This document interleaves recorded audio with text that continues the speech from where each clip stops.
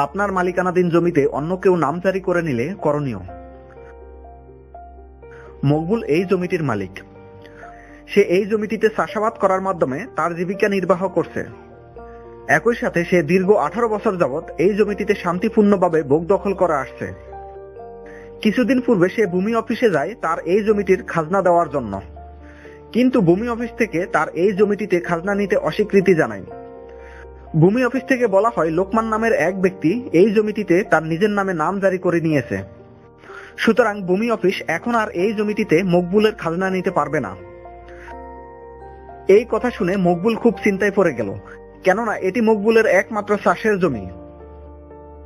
কিভাবে তার মালিকানাধীন এই জমিটি পুনরায় তার নামে ফিরিয়ে আনা যায় তা জানতে সে গেল একজন ভূমি বিশেষজ্ঞের কাছে।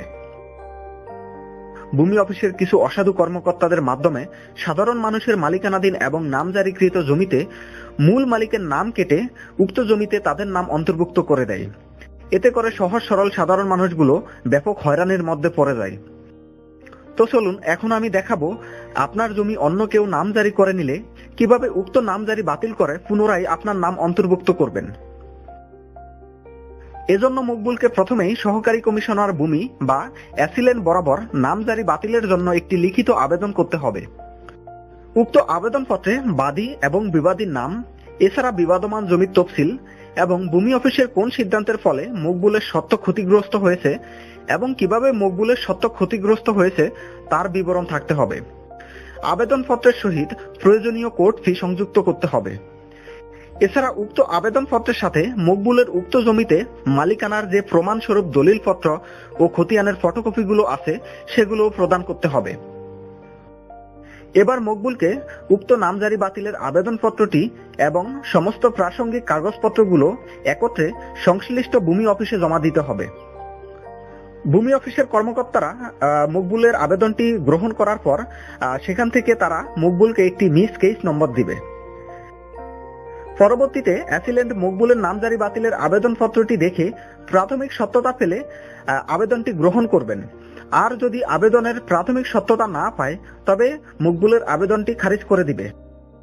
অ্যাসিলেন্ট যদি মকবুলের আবেদনটি গ্রহণ করে তবে ভূমি অফিস থেকে উক্ত জমিটি বর্তমানে যে ব্যক্তির নামে নামজারি করা আছে উক্ত ব্যক্তিকে একটি লিখিত নোটিশ করবে এবং নির্ধারিত দিনে তাকে মকবুলের আর্জিটির লিখিত জবাব এবং উক্ত জমিতে যে তার মালিকানা আছে সেই সম্পর্কে প্রাসঙ্গিক দলিলপত্র নিয়ে হাজির হতে বলা হবে।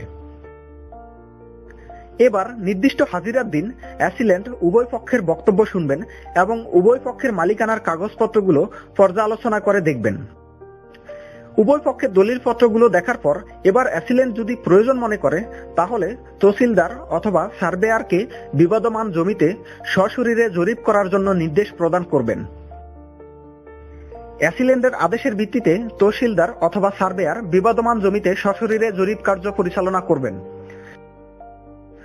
বিবাদমান জমিটিতে জরিপের উপর ভিত্তি করে তহসিলদার বা সার্ভেয়ার অ্যাসিলেন্টের নিকট একটি লিখিত রিপোর্ট প্রদান করবেন। লিখিত রিপোর্ট পাওয়ার পর অ্যাসিলেন্ট প্রয়োজন মনে করলে উভয় পক্ষকে নিয়ে পুনরায় আরেকটি শুনানি করতে পারেন।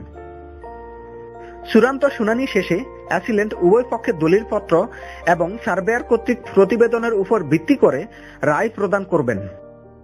উক্ত রায় যদি মকবুলের পক্ষে আসে তবে উক্ত জমিতে লোকমানের নাম কেটে পুনরায় মকবুলের নাম প্রতিস্থাপন করা হবে।